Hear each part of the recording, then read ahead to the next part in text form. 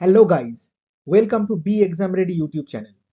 আজকে নিয়ে এসেছি ভারতের ভূগোলের উপরে 10টি কোশ্চেন, যেগুলো বিভিন্ন ধরনের প্রতিযোগিতামূলক পরীক্ষার জন্য খুবই গুরুত্বপূর্ণ। তাহলে চলো আর দেরি না করে ভিডিওটা শুরু করা যাক।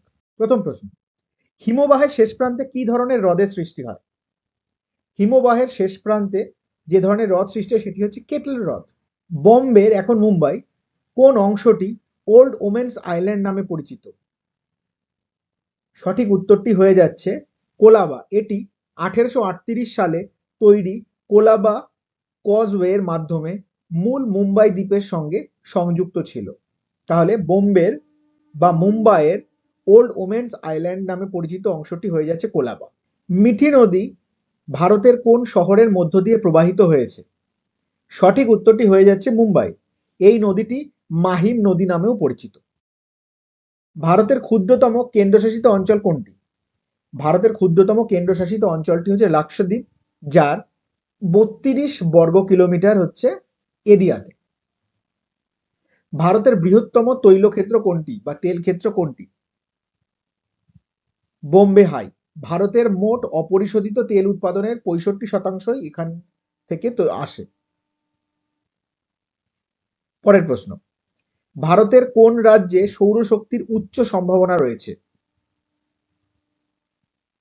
সঠিক উত্তরটি হয়ে যাচ্ছে আমাদের রাজস্থান।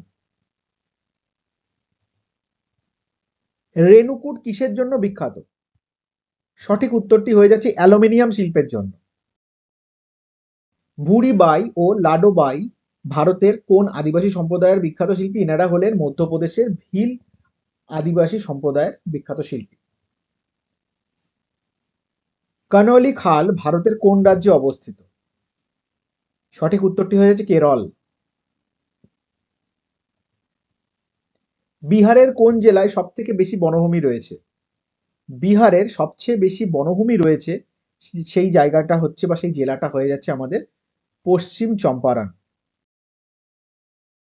ভিডিওটি ইনফরমেটিভ মনে হলে অবশ্যই লাইক ও শেয়ার করো, চ্যানেলটিকে সাবস্ক্রাইব করে পাশে থাকা বেল নোটিফিকেশন আইকনটি অন করে নিও এই চ্যানেলের পরবর্তী ভিডিওগুলোর নোটিফিকেশন পেতে। তাহলে আজকের মতো এই পর্যন্তই। দেখা হচ্ছে পরের ভিডিওতে। ততক্ষণ ভালো থেকো, সুস্থ থেকো আর দেখতে থেকো B exam ready YouTube channel.